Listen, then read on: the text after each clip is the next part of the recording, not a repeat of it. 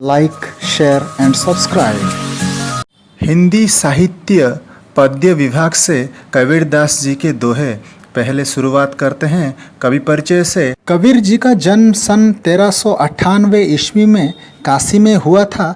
कहा जाता है कि उनकी माँ एक विधवा ब्राह्मणी थी। लोक लज्जा की भय के कारण काशी के लहरतारा नामक तालाब के पास उन्हें छोड़ दिया था। उसी रास्ते होकर एक मुसलमान जुल्हा दंपति नीरू और नीमा जा रहे थे। उन्होंने बच्चे को देखा और अपने साथ ले आए और उसका लालन पालन किया।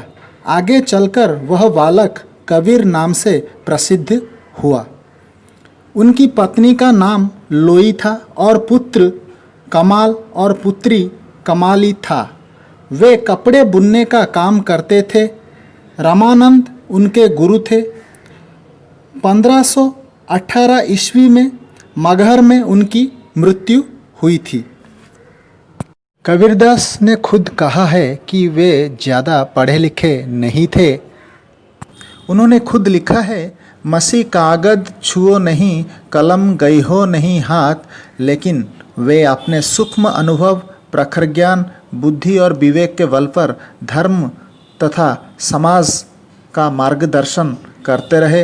वे समाज विरोधी बातों पर बड़ी निर्भीकता से चोट करते थे। तीर्थाटन, मूर्ति पूजा, अंधविश्वास, बाह्य आडंबर, छुआछूत, दिखावे आदि का वे डटकर विरोध करते रहे। वे ईश्वर को निर्गुण निराकार मानते थे। उस निर्गुण ब्रह्म की उपासना करते थे। कबीरदास के समय भारत की सामाजिक स्थिति चरमरा गई थी। विभिन्न धर्म के अनुयायी आपस में लड़ते झगड़ते थे। इन बातों को देखकर उनका मन बड़ा व्यथित होता था। वे सदाचार, सच्चाई, भाईचारे, धार्मिक सहिष्णुता का प्रचार करते थे। उनकी वाणियों को उनके शिष्यों ने बीजक नामक ग्रंथ में संग्रहित किया। इसके 3 भाग हैं। पहला भाग साखी, दूसरा सवद, तीसरा रमैनी। इनकी भाषा में अवधी, व्रज, खड़ी बोली भाषाओं के शब्द देखने को मिलते हैं। कबीर जी के इस अनमोल वाणी में 3 दोहे दिए गए हैं। पहले दोहे में कबीर ने सत्य की महिमा का वर्णन किया है। दूसरे में बुराई करने वाले की अच्छाई करने की सलाह दी है। तीसरे दोहे में उन्होंने सफलता पाने के लिए धीरज रखने पर जोर दिया है। शुरुआत करते हैं अर्थपूर्ण व्याख्यान के साथ। पहला दोहा, सांच बराबर तप नहीं, झूठ बराबर पाप, जाके हृदय सांच है, ताके हृदय आप। इसका अर्थ यह है कि सत्य के समान कोई तपस्या नहीं है और झूठ के समान कोई पाप नहीं है। जिसके हृदय में सत्य का वास है, उसी के हृदय में परमात्मा का निवास है। इस अर्थ का तात्पर्य यह है कि सत्य एक ऐसी महान तपस्या है जिससे बढ़कर कोई तपस्या नहीं हो सकती। इसी तरह से झूठ एक ऐसा घोर पाप है जिससे बढ़कर और कोई पाप नहीं हो सकता।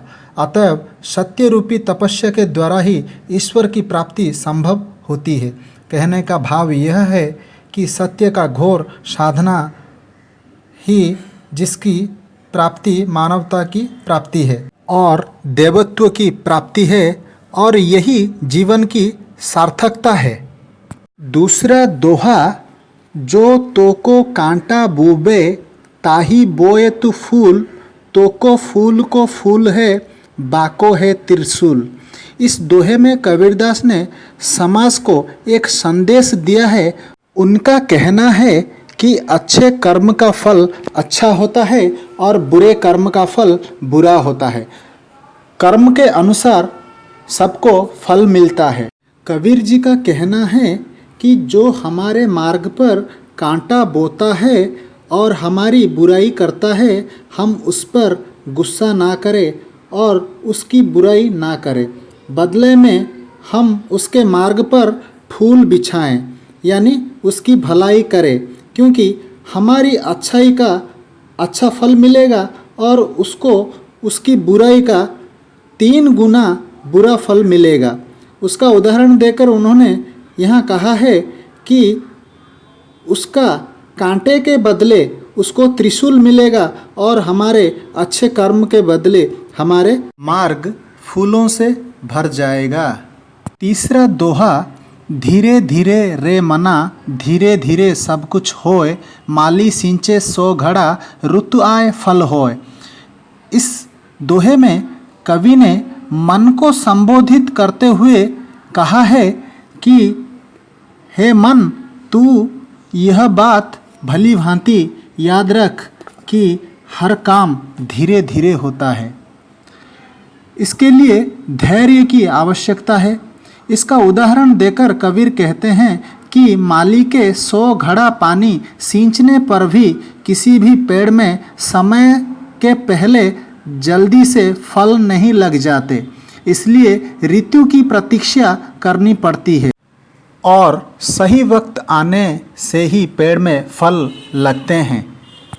इस दोहे के माध्यम से कवि ने उन लोगों पर करारा प्रहार किया है जो लोग शीघ्र परिणाम पाने की इच्छा रखते हैं और चमत्कार रूप से परिणाम हो जाए इस पर विश्वास रखते हैं।